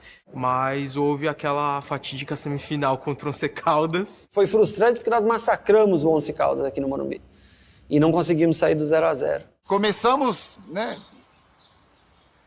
excelente, e terminamos de uma maneira que a gente não merecia terminar. Nós acabamos no último minuto ali, sofrendo os 46, 45, 46, uma linha de impedimento que até hoje eu tenho dúvida se estava ou não. Pode parecer exagero, cara, mas eu queria morrer. Eu queria morrer. Aquilo pra mim foi a sensação de morte. Eu queria me enterrar num buraco e sair dali só quando o São Paulo ganhasse outra Libertadores, sabe? Porque você fica ali incrédulo, você fala, não é possível que no último lance da semifinal da Libertadores a gente foi eliminado, cara. Eu mal conseguia falar. Não conseguia olhar na cara das pessoas de tão triste, de tão mal que eu fiquei. Apesar de ter feito muitos gols, eu não tinha conseguido conquistar o tão sonhado título da Libertadores. Apesar da esperança, você sentia mais firmeza, eu sentia mais firmeza no time, mas eu não achava que a gente ganharia em 2005. Aí a coisa foi tomando forma, a gente ganhou o Paulista, foi avançando. E o São Paulo tava tudo certo para começar uma Libertadores legal, aí perdeu o técnico. Não estou satisfeito em deixar, mas alguma coisa me chama que eu não sei explicar o que é. O Autuori depois deu sequência a esse trabalho. É claro que numa mudança de técnico incidem vários fatores, positivos e negativos. E o Rogério estava caminhando para uma coisa assim, é o goleiro artilheiro, vai ser o cara que mais partidas fará com a camisa do São Paulo, mas ele precisa ter uma taça, aquilo que simboliza, né? Já tinha 3 campeonatos paulistas, mas não era importante. Se tinha Copa Comembol, não era importante. Rio-São Paulo não era importante. Apesar do Campeonato Brasileiro a gente ter ido mal, lógico, a gente estava muito focado na Libertadores, troca de técnico. Mas eu acho que o Rogério Ceni ele estava tão focado, tão inabalável, né, meu, que ele segurou tudo aquilo, ele, praticamente.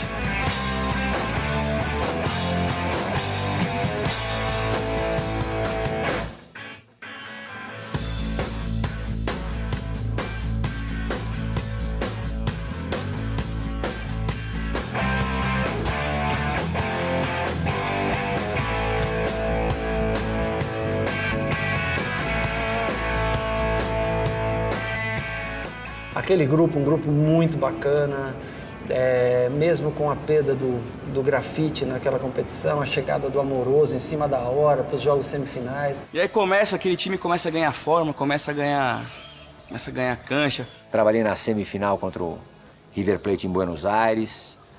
Dos jogos que eu vi o São Paulo fazer fora do Brasil em Libertadores, foi o melhor. O São Paulo foi o senhor absoluto do jogo. Quando me entrevistaram, falaram, e agora? Agora pode mudar o nome de Morumbi para Morumbi. E não tinha nem jogado, não sabia nem quem a gente ia enfrentar na final. A coisa mais gostosa que tem na Libertadores, que eu lembro mesmo, que marcou, a chegada no Morumbi. Você vê aquele mar de gente assim indo pro Morumbi, aquilo é fantástico. O que mais tem nessa hora é gente que chega e fala, cara, isso é só futebol, sabe? Os caras estão ganhando muito, você tá aí, sofrendo. Não é, cara. Isso aí é o responsável por eu estudar e trabalhar de bom ou de mau humor, sabe? Os caras que entram ali vestindo a camisa do meu time são os caras que eu admiro, são os caras que eu quero torcer, são os caras que eu pago pra vir aqui gritar o nome deles, que eu tomo sol, tomo chuva, que eu viajo, que eu gasto o dinheiro que eu ganho ralando no trabalho. Então, pode até ser só futebol pra você, cara, mas pra mim não é. Pra mim isso aqui é sério, cara. Pra mim isso aqui é difícil. Quando machuca, é muito difícil. E quando a gente ganha, cara, é uma felicidade que parece que tudo na minha vida tá legal. E 2005 foi assim. 2005 foi a grande prova pra mim que tudo que eu tinha feito até então tava valendo a pena. E aquele foi um atropelo, né? Aquela final ali parecia realmente a final de 93 de novo, que eu tava revendo. Só que em vez do Zete era o Rogério, em vez do Raí era o Danilo, em vez do Miller era o Amoroso. O São Paulo passeou, né? 4-0, numa noite também mágica. Ver o time voltar a levantar taças importantes foi fundamental e foi um brinde, um prêmio para a nossa geração que sofreu tanto assim, né? Entre 94 e 2004, né? Esse é meu time de coração, eu jogo aqui faz 15 anos. Precisava desse título. E agora já pode trocar o nome para Morumbi, né? O Rogério levantando a taça, que era uma imagem que A torcida São Paulina esperou demais, torceu demais para acontecer, mas mais do que os tantos milhões de São Paulinos aí que estão espalhados pelo mundo, o Rogério esperou demais aquele momento. Ele teve uma Libertadores soberba, o Rogério. Ele não só, como goleiro foi excepcional, como ele fez gols absurdos. Ele estava tudo que o cara fazia dava resultado. Eu só talvez conseguiria finalizar minha trajetória no São Paulo quando eu conseguisse voltar ao Japão numa outra condição. E aquela noite nos deu a oportunidade de carimbar o passaporte para o Japão no final do ano. O favorito era o Liverpool, de não sei quantos jogos invictos, não sei quantos jogos sem tomar gols. Lembro de assistir o jogo contra Liverpool e Saprissa, né? E os caras torcendo pro Saprissa, os meus companheiros de time, né? E eu falo para eles, né? Eu disse, pô, mas vocês têm certeza? Vocês acham mesmo que... E outra coisa, você já imaginou ser campeão do mundo? São Paulo e Saprissa, nunca ninguém vai lembrar da gente. E aí deu a lógica, deu o Liverpool no final. E talvez aí um dos momentos mais especiais, que foi aqueles 90 minutos contra o Liverpool. E contra o Liverpool é uma aberração, né? É uma coisa surreal. Acho que eu nunca vi um time brasileiro ser tão massacrado e ganhar um jogo. Já vi time brasileiro ser massacrado e perder jogo. Aquele jogo e aquele gol faz parte de uma obra, vamos colocar assim, não falo de arte, mas uma obra técnica, né? Não me gavando, mas quando ela bate aqui, parece cola Superbone. Ela fica, cara, ali do jeito que... O Fabão lançou ela numa força tão grande, quando ela bateu, ela começou, não dava pra fazer o pivô. Aí eu escutei o Mineirinho passando e gritando. Aí eu dei aquele alá Ronaldinho do Paraguai, porque só eles, Ronaldinho Gaúcho, Zico, pra dar um passe daquele, porque eu já tentei 1000 vezes e não consegui. Eu tive a sorte de aparecer ali, talvez foi a única chance daquele jogo, clara, de gol.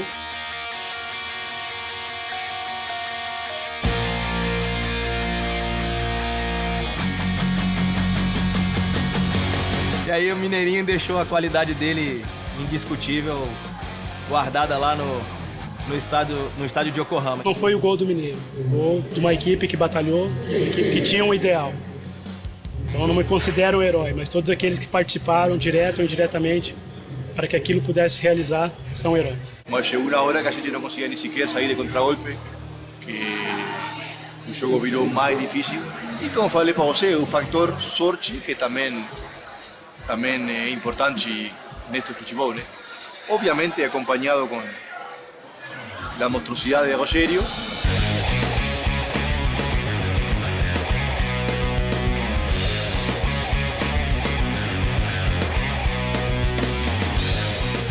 Algumas atuações dele, como a do final do Mundial, aquilo é suficiente para o cara entrar para a história do time, certo? Aquela defesa da falta é impressionante. O Liverpool poderia estar chutando bola até agora, que o Rogério tá pegando tudo. Ele tava abençoado ali, era um negócio fora de série. Ele segurou o 0 do placar pra gente. E agora em 2005 contra o Liverpool, o São Paulo é tricampeão do mundo. A invasão dos jogadores em campo, a festa da torcida em Yokohama. Aquele dia, lembrei de 12 anos passados. Lembrei de quando eu comecei a jogar no São Paulo em final de 96 para início de 97. Eu consegui viver 2 gerações distintas, de épocas totalmente diferentes, onde apenas eu sobrevivi de uma geração para outra, mas pude repetir o feito. E isso se tornou muito especial para mim. Conquistou o mundo pelo São Paulo, ele conseguiu, ele deu a volta por cima e dedicou aquele título para todos os São Paulinos. Aquilo lá, nada vai apagar. Somos o melhor time do mundo, pra quem não acreditou! O choro é livre! E o São Paulo de novo no topo do mundo. Vamos! Trimundial, nunca mais acaba, isso aqui é pra eternidade. Eu que acompanhei todas essas fases, é a consistência e a evolução, assim, impressionante de cada fase. Primeiro ele foi meu calouro, depois um líder junto comigo e depois o maior ídolo da história ganhando mais um Mundial. É um goleiro que marcou a história do futebol mundial. Nunca nenhum goleiro marcou tantos gols como ele. E é, na minha opinião, o próprio símbolo do São Paulo dessa última fase. Rogério Ceni pela meia esquerda, autorizado, partiu, pé direito, bateu, é gol! O gol 100 ficará para sempre. Daqui a mais 100 anos, daqui a 90 e tantos anos, quando se completar 200 anos da história, com todo respeito ao adversário, mas esse gol será lembrado. Algumas coisas na vida ficam para sempre e esse gol ele vai ficar para todo e qualquer São Paulino, da idade que for, da época que for, esse gol será lembrado. Não tem como você falar de São Paulo e não falar do Rogério, e falar do Rogério e não falar de São Paulo. E o amor da torcida por ele, acho que reflete tudo que ele fez pelo clube, né?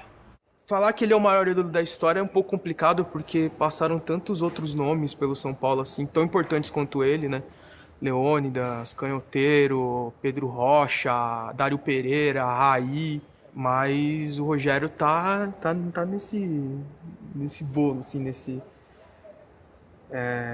grandes nomes, e para muitos é o maior. A vantagem é de que o cara está há muito tempo no clube, é isso, ou seja, ele se preocupa muito mais com o clube do que com ele, às vezes, né? O Rogério é mais ou menos assim, e eu também, porque a gente foi criado aí, então a gente tem a outra maneira de ver de todos que estão lá. E eu dizia, puta, mas não é possível, cara, eu vou passar minha história aqui, campeão da Libertadores, campeão do mundo, campeão paulista, campeão Rio-São Paulo, campeão Conmebol, e não vou ganhar um campeonato brasileiro. E aí se tornou uma obsessão, mas com um começo muito difícil, com a derrota da Libertadores seguinte, de 2006, a final. Ser torcedor é essa montanha-russa aí, cara. Ser torcedor é isso. 2006 doeu um pouco mesmo, doeu muito, mas um pouco menos, porque o São Paulo foi grande do começo ao fim naquela Libertadores. E o Inter também. E foi uma final digna de dois times ali que mereciam levantar aquela taça.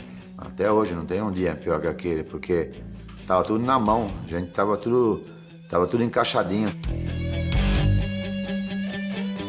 Um jogo de final não se pode errar. Errei, paciência. O gol também que nós tomamos tava tudo encaixado, tava os nossos melhores cabeceadores, tava as melhores defesas, o nosso time era muito alto. Foi o pior dia, porque aquele time tinha tudo para ser campeão da Libertadores, que era um time muito forte.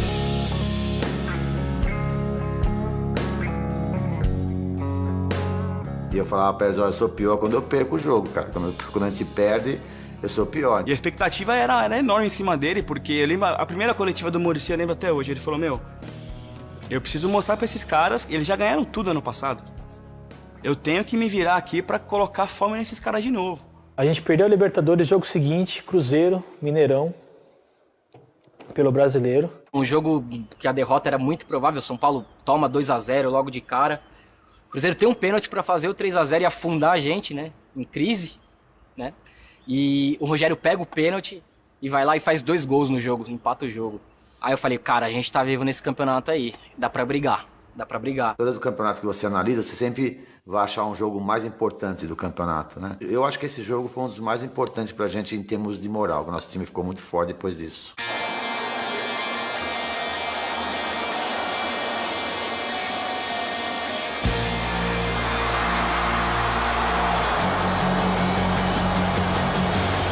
Aquele título primeiro de 2006, foi muito importante. Foi equivalente à importância dele pelo tempo que a gente não conquistava ao Mundial do ano anterior.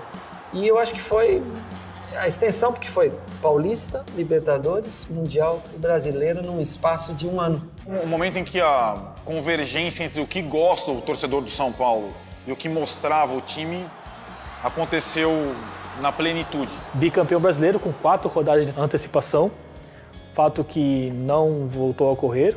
E o São Paulo conseguiu fazer times que iam se reciclando, mas sempre com essa característica. Daqui é trabalho e tem que ralar a bunda no chão para ganhar jogos.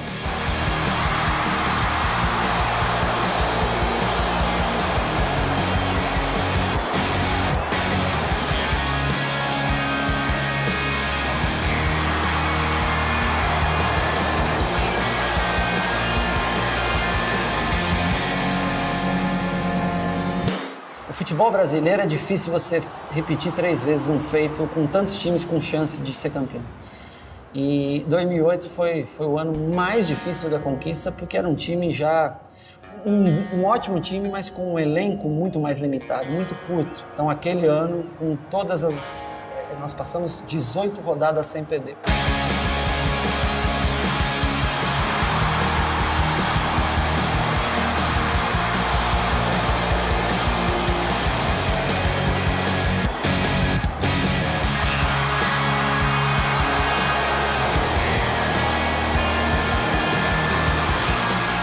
Metade do campeonato ninguém falava do São Paulo, todo mundo já tinha colocado ele de lado.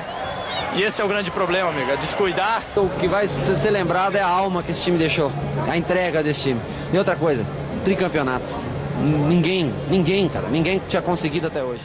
O título de 2008 marca muito o que é o São Paulo na sua história, que é o clube da fé, de superação. Tá 11 rodadas atrás, todo mundo dando a gente como morto. E o Muricy conseguir daquele elenco que era o mais limitado de todos, dentre os que já tinham ganhado títulos importantes desde 2005, foi um negócio incrível. Ser campeão do mundo, ser campeão da Libertadores, claro, é completamente possível. É difícil, mas possível. Ser tricampeão brasileiro, ao menos até nos dias de hoje, é única e exclusivamente para o torcedor são paulino. É o único tricampeão brasileiro e nunca jamais, na forma em que é jogado o Campeonato Brasileiro, nunca ninguém será. Chega a emocionar um pouco.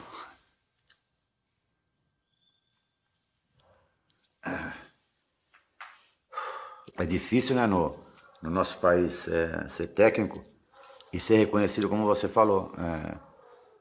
Isso aconteceu comigo, eu estava no jogo contra o Cruzeiro na Libertadores agora, que eu estava em casa, estava aqui sozinho. Morumbi tinha 60 mil pessoas e quando o São Paulo entrou em campo, aquele negócio todo, o estado todo começou a gritar meu nome, uma coisa incrível. No sofá, eu falei, não é que eu estou acreditando que eu estou vendo, cara. Como essa torcida é incrível comigo, né? Porque eles gritaram o nome do Tele, é normal e acho que tem que ser feito sempre mesmo, porque o Tele fez muita coisa por esse clube, o Tele ensinou muita gente a ser sério, a ser correto, né? Como fez comigo também. Então, eu acho que eu não tenho essa história toda, né, para merecer isso, né?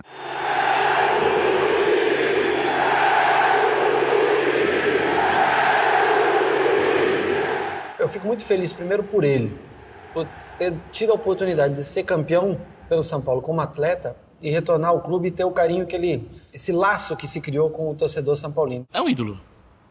Acho que depois do Tele foi o grande técnico que eu, assim, da minha época de torcedor, que foi o segundo maior técnico que o São Paulo já teve, né? O mais vitorioso. Todas as torcidas gostam do cara. O cara veio aqui no Morumbi como técnico do Palmeiras, do Santos, e teve o nome dele gritado por todo mundo, cara. Por todo mundo.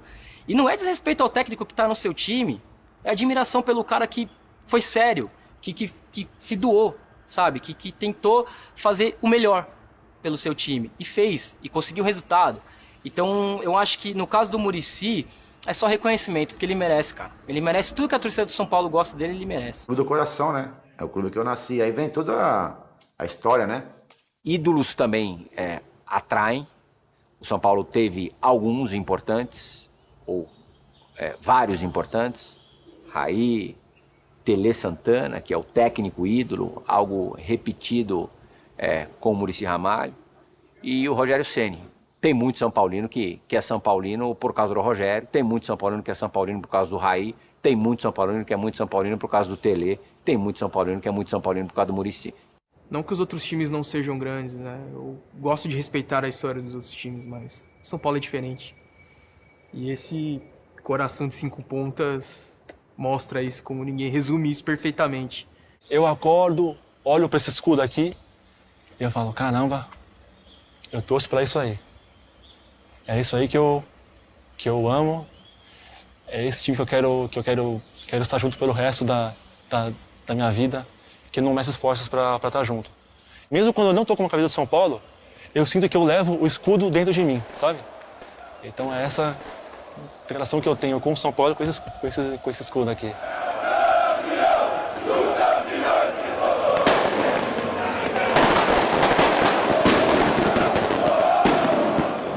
Seja o primeiro título, seja o último da carreira, mas nós viemos aqui para ser campeão. Olha os sonhos que a gente carrega, não só dos 60 mil caras, 70 mil que estão ali. O meu sonho de 20 anos atrás de ser campeão, vocês também carregam, e eu também carrego. Nada no mundo me pague o sentimento de subir esse túnel, só sobe esse túnel os poucos que têm capacidade de subir, principalmente quando veste essa camisa. Com Deus, firme, pra vitória.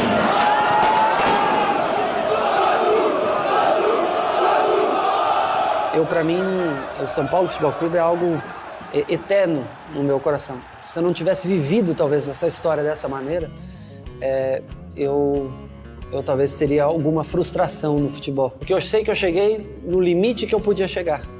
E sei que eu cheguei no lugar onde eu queria chegar. Eu não cheguei jogando futebol, que é um desejo de todo garoto. Eu cheguei jogando futebol no time que eu queria jogar.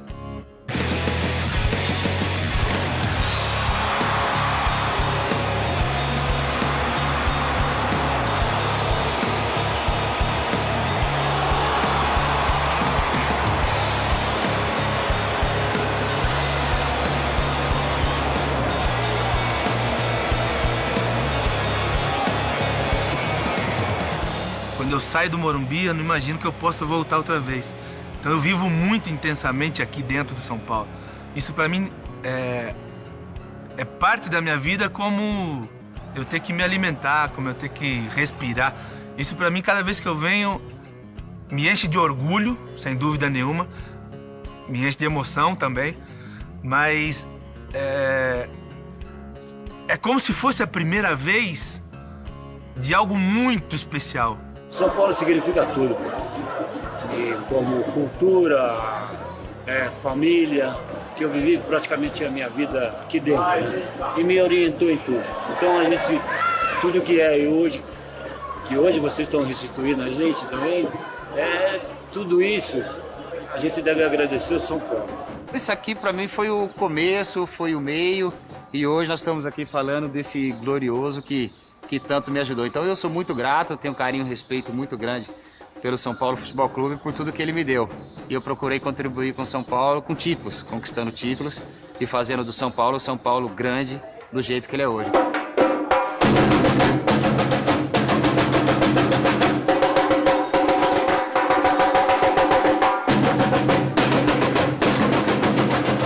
A minha vida pessoal, profissional, foi construída mesmo com muito orgulho no São Paulo, né? E eu defendo essas cores sempre. Minha vida, não tem jeito.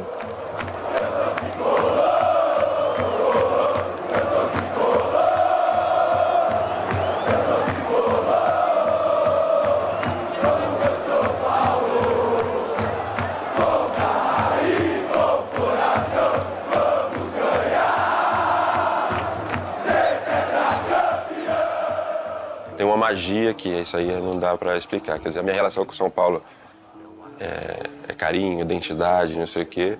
E a torcida é que dá a magia em tudo isso. São Paulo, São Paulo, meu amor, meu amigo, não abro, estou contigo, sou torcedor do tricolor. A massa São Paulina é mente muito fina, que torce na chuva ou sol, do futebol, do Patropi, só mais é o tricolor do Morumbi. É um orgulho, além da paixão. Tipo, às vezes o orgulho está acima da paixão, não sei te dizer.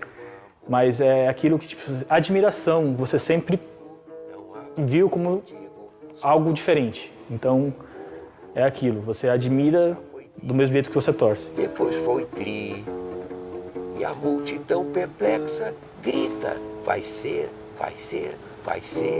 hexa.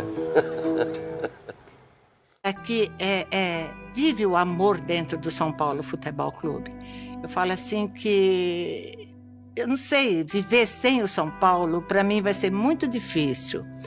Porque é como se eu sou o São Paulo, eu não sou torcedor, eu sou o São Paulo Futebol Clube. A história do São Paulo, para mim, é bastante conhecida, porque joguei lá, trabalhei lá, fui diretor lá e fui presidente. Então, praticamente, Eu vivi a vida São Paulina, como eles falam. A minha geração é uma geração muito privilegiada, né, do São Paulo Futebol Clube. Porque, desde 77, quando conseguimos o primeiro título brasileiro de expressão realmente, né, foi hexacampeão brasileiro, tri-libertadores, tri-mundial, e eu vi tudo de perto, né, isso, eu acompanhei tudo de perto, né, que outro torcedor, né, numa relação com o seu time tem todo esse privilégio. Eu costumo brincar que eu sou São Paulo desde que nasci. Eu nasci com pele branca, olho preto, cabelo vermelho. Sendo São Paulino, mais uma vez, o que eu acho que tem de diferente é porque ele é o melhor, entendeu? É muito melhor. É ser São Paulino, ser paulista, paulistano. Para mim, o São Paulo é tudo isso. São Paulo, já diz tudo. É onde que eu vivo, é onde que eu moro. Então, ser São Paulino, para mim, é tudo. A minha maneira de ser paulistano, de agradecer a São Paulo, é ser São Paulino. Porque isso aqui tem as 3 cores desse estádio. Não se esqueçam nunca. São Paulo é São Paulo. O amor pelo clube, ele é eterno e inteiro. Ele é algo que não se desfaz. A minha história com esse clube, ela será levada até o fim da minha vida. Ô tricolor, clube bem amado, é a paixão. Amado clube brasileiro, tu és forte, tu és grande, dentre os grandes é e sempre será o primeiro. Salve o tricolor paulista, amado clube brasileiro. Tu és forte, tu és grande, dentre os grandes és o primeiro. Tu és forte, tu és grande, dentre os grandes és o primeiro. Ó tricolor, clube bem amado, as tuas glórias vêm do passado. Ó tricolor, clube bem amado, as tuas glórias vêm do passado. São teus guias brasileiros que te amam.